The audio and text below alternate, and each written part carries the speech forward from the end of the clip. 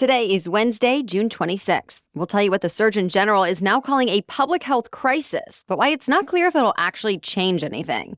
And the results of some high-profile primary races that have highlighted differences within each political party.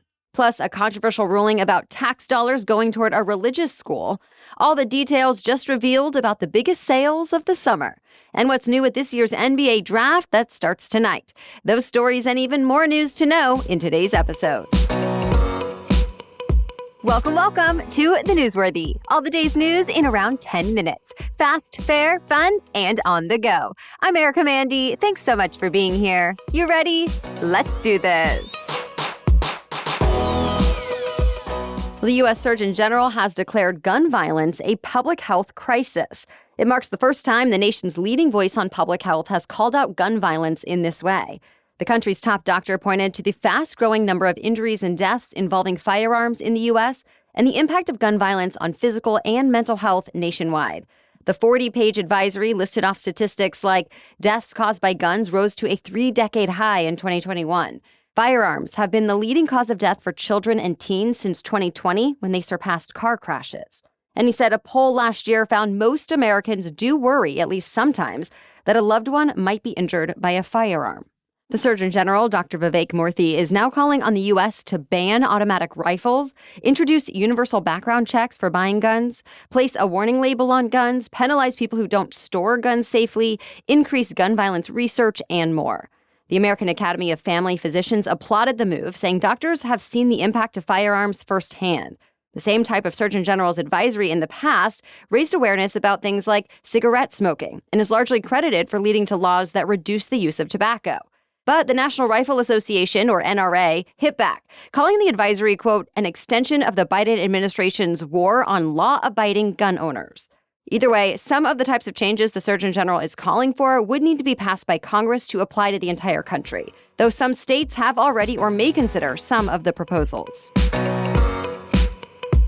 Well, there were some chaotic and violent scenes in Kenya yesterday. Crowds stormed the country's parliament building, climbed in windows, and set fire to the entrance. Thousands of demonstrators clashed with police, and Kenya's president deployed the military to crack down on what he called treasonous protesters. Police fired tear gas and guns at protesters, and at least 5 people were reported dead. A couple dozen more were apparently hurt. Demonstrators are angry over the passage of a bill that would raise taxes there.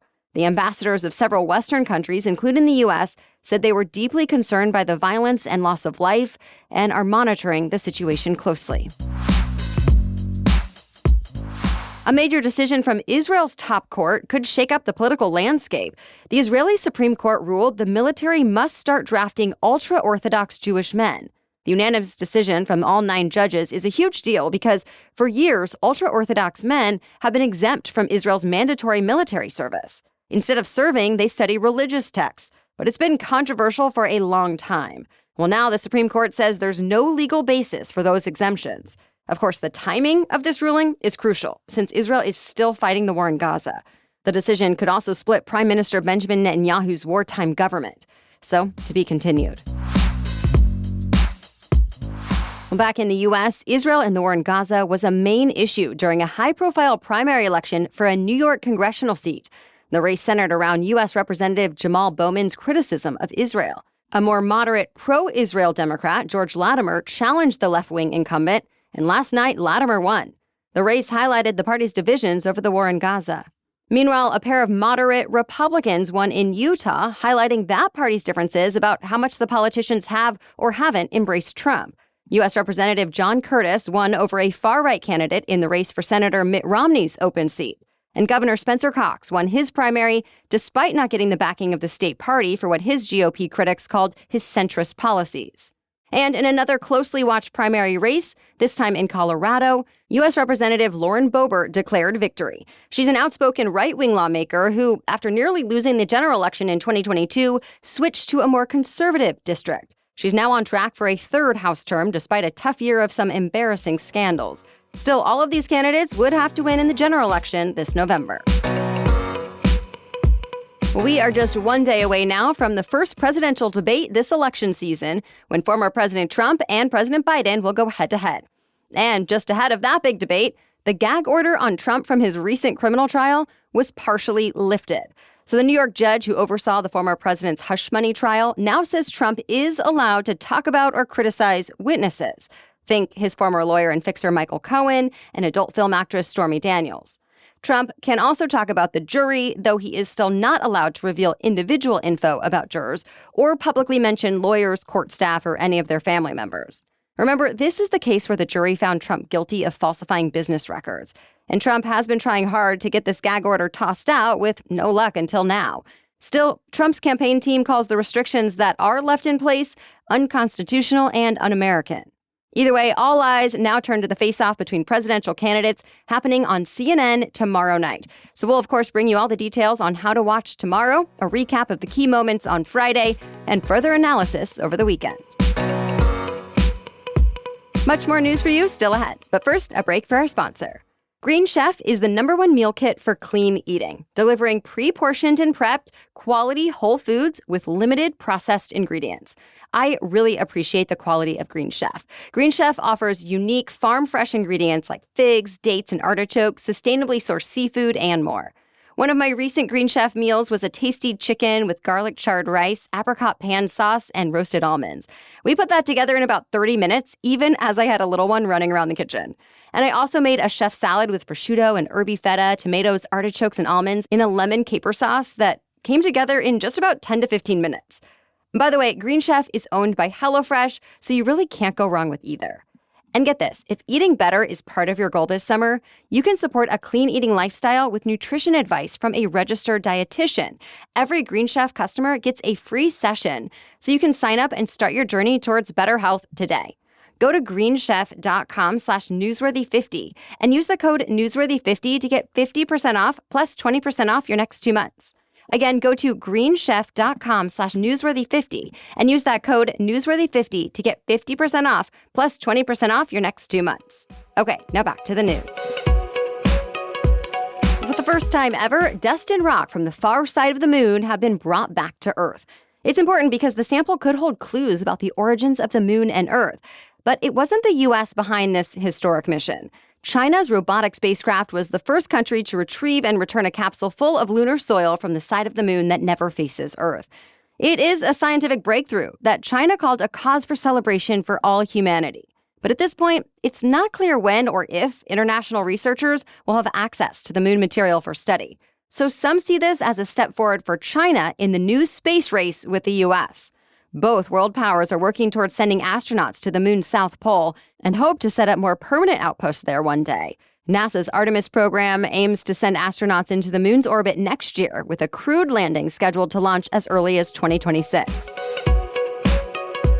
It would have been America's first publicly funded religious school, and it was set to start this fall. But Oklahoma's Supreme Court just blocked it, saying it violates both the state and U.S. constitutions. The online public charter school would have been open to K-12 students across the state, and its goal would be to evangelize students in the Catholic faith. It got a state board's approval last year and drew national attention. Supporters said it was an example of religious freedom, and many felt they had a chance to test the country's separation of church and state, since recent U.S. Supreme Court decisions have suggested a more open stance on public funds going to religious entities. But the Oklahoma High Court was clear: a charter school is a public school and must be non-sectarian. A lawyer for the school said the team will appeal the case to the Supreme Court, so this fight might not be over yet. A major legacy automaker just made a major investment into an electric vehicle startup. Volkswagen agreed to invest up to $5 billion into EV maker Rivian, providing $1 billion initially. Reports say the investment will give VW a way to more easily develop next-gen battery-powered vehicles and sort of catch up in the global race to electrify. And it'll specifically help solve some software problems the German car company has faced. Meanwhile, the partnership will be a much-needed funding boost for Rivian. While Rivian went public very successfully back in 2021, the EV market has since seen a slowdown in demand. But now, Rivian stock jumped 30% in after-hours trading last night. Get ready for what's considered Black Friday in July. Amazon has announced the details for its annual Prime Day sale. It'll be on Tuesday, July 16th through Wednesday the 17th. Amazon Prime members will get access to what Amazon says will be millions of deals on electronics, kitchen, beauty, apparel, and more. And this year, Amazon got celebs to help. Think college basketball star Jared McCain to promote the deals, and Megan Thee Stallion creating music for the sales.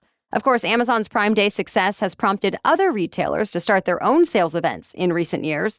Target announced its Target Circle Week will be the biggest sale of the season from July 7th through 13th, with savings up to 50% off. Best Buy is planning a Black Friday in July, starting on the 15th.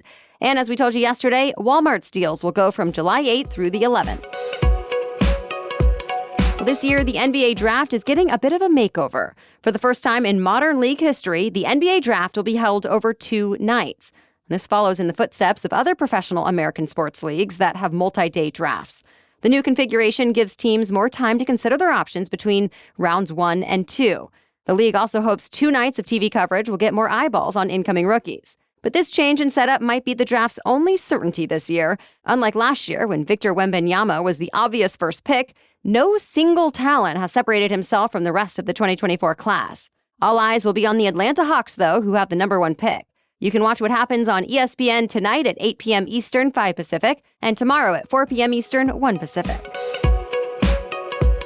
That's it for the main news today, so now it's time for Work Wednesday, when we break down one interesting career or work-related news story every Wednesday. But first, thanks to our sponsor, SKIMS. If you're like me, then having a great-fitting, high-quality T-shirt is a must-have summer staple. And I found the perfect T-shirts from SKIMS. And look, finding the perfect tee is not easy. Does it fit right? Does it just fall apart the first time you wash it? Well, you don't have to worry because SKIMS makes the best basics. I have 2 SKIMS tees so far, and I'm constantly wearing both of them. The cotton jersey T-shirt in the color marble and the Fits Everybody tee in onyx. Both have this great fitting, soft, stretchy material that makes it so easy to dress up or dress down. So I can wear these tees with joggers for a quick errand or working from home, or throw them on with some jeans and a blazer for a night out. They are so versatile. Plus, I love wearing them because not only do they look great, they feel great. They're super soft and comfortable. Shop the SKIMS T-Shirt Shop at skims.com. Now available in sizes extra, extra small to 4X. And if you haven't yet, be sure to let them know that I sent you. After you place your order, select podcast in the survey and select my show, The Newsworthy, in the drop-down menu that follows. Okay, now back to Work Wednesday. So it seems despite inflation and other economic uncertainty, there's one thing that stayed the same: workers contributing to their 401ks. Vanguard and Fidelity released separate reports that found record savings rates among 401k holders. Basically, the percentage of salaries being set aside in 401ks is higher than ever. Vanguard noted an 11.7% average savings rate in 2023 when combining contributions from both employees and employers, and that matched the record from the year before. Fidelity also reported a record with 14.2% combined rate for the first few months of this year. Part of the reason, though, people are saving more is that it's just easier now. Think automatic enrollment and auto increase features, along with other technological advancements that have enabled employees to take better advantage of their retirement plans. That said, if you don't manage to put away the recommended amount of your salary each year, don't worry. Financial experts say each person has different needs, and if you're a long way from retirement, you still have time. Well, thank you so much for joining us today and for sharing the show. We'll catch you up on more news to know tomorrow. Until then, have a great day.